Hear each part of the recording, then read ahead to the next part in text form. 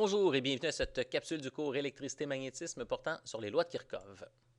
Alors tout d'abord, nous allons définir certains termes qui vont nous être utiles dans notre étude des circuits électriques. Alors vous avez devant les yeux un exemple de circuit électrique qui va nous aider à mieux comprendre les définitions. Tout d'abord, un nœud que l'on va définir comme étant le point d'un circuit où sont reliés trois fils ou plus. Alors dans le circuit qui est illustré, on a représenté certains points du circuit de A à F. Eh bien, seulement deux de ces points, le point B et le point E, que l'on considère être des nœuds, parce que ce sont deux points où il y a la jonction entre trois fils. Donc, les points B et E sont ici des nœuds. Deuxièmement, nous avons la branche, qui est une portion de circuit entre deux nœuds. Bien, dans notre exemple de circuit, il n'y a que deux nœuds. Bien, pour passer du nœud B jusqu'au nœud E, il y a trois parcours différents que l'on peut emprunter, donc trois chemins différents qu'on peut prendre. On peut utiliser la branche de gauche, donc à partir du nœud B, passer par les points A et F afin d'arriver au nœud E. Bien, ça représente une première branche dans le circuit. Une deuxième branche, ça serait de passer directement de B à E en passant par la résistance R2 en plein milieu du circuit. Et une troisième branche, bien, ça serait de passer par la droite du circuit, de B jusqu'à C, D, puis E. Donc, c'est ici une troisième branche dans le circuit. Finalement, la maille, que l'on définit comme étant un parcours fermé dans un circuit. Alors ici, je peux partir arbitrairement de n'importe quel point, par exemple le point F. Alors du point F jusqu'au point A, puis au point B, puis au point E, pour revenir au point F, eh bien, je suis revenu à mon point de départ, alors j'ai tracé une maille dans mon circuit. Alors une maille, c'est tout simplement ça, un parcours fermé dans le circuit. Donc, définissons maintenant nos deux lois de Kirchhoff. La première, la loi des nœuds, dit que la somme algébrique des courants qui entrent dans un nœud et des courants qui en sortent est nulle. Donc, lorsqu'on parle d'une somme algébrique, simplement, on veut dire qu'il va falloir tenir compte de l'orientation des courants.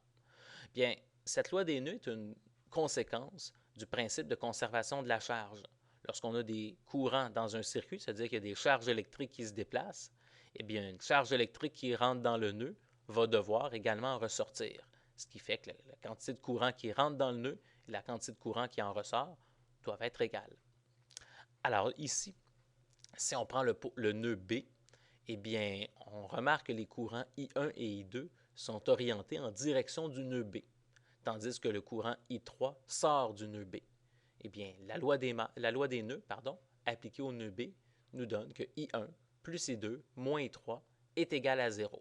Donc, ça nous donne une équation avec ces trois variables.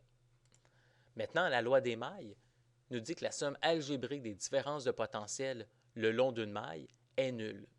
Donc ici, je peux prendre n'importe quelle maille dans mon circuit et si j'additionne les différences de potentiel que l'on parcourt lorsqu'on traverse la maille, eh bien, cette somme doit être égale à 0. Ici, la principale difficulté quand on applique la loi des mailles, c'est de toujours faire attention au signe de différence de potentiel. Lorsqu'on passe d'un point à un autre dans le circuit, il faut bien vérifier si la tension va augmenter ou diminuer. Alors, effectuons deux exemples à l'aide de notre circuit. Tout d'abord, dans la maille FABEF. Donc, je pars du point F, je me rends jusqu'au point A. Ici, je traverse une source de tension de la borne négative vers la borne positive. Ça veut donc dire que la différence de potentiel va augmenter. Maintenant, en passant du point A au point B, je traverse une résistance dans le sens du courant. Bien, lorsqu'un courant traverse une résistance, le potentiel diminue. Donc ici, on voit dans notre équation le deuxième terme, moins R1I1. Et finalement, je traverse du point B au point E. Alors, je traverse également une autre résistance dans le sens du courant. Donc, le potentiel diminue là également. Donc, le troisième terme de mon équation, moins R2I3. Maintenant, je vais définir une autre maille dans mon circuit, la maille ABCDE. Donc, je pars du nœud E, je me rends en montant vers le haut en direction du nœud B. Bien, ici, je traverse la résistance R2 dans le sens opposé au courant I3 lorsque je passe de E à B. Et bien donc, la différence de potentiel ici, elle sera positive. Elle sera positive également lorsque maintenant je vais traverser du nœud B en direction du point C. Donc, je traverse la résistance R3 dans le sens opposé au courant I2, donc plus R3I2. Et finalement, je traverse la source de tension de la borne positive vers la borne négative.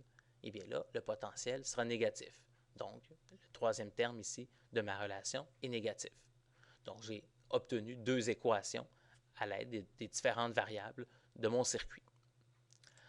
Alors, ces lois de Kirchhoff vont nous permettre d'analyser des circuits électriques.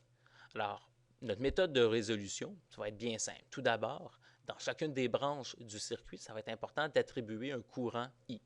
Et ce courant peut être de sens arbitraire. Il va arriver très souvent qu'avant de faire le problème, nous ne saurons pas quel est le sens du courant.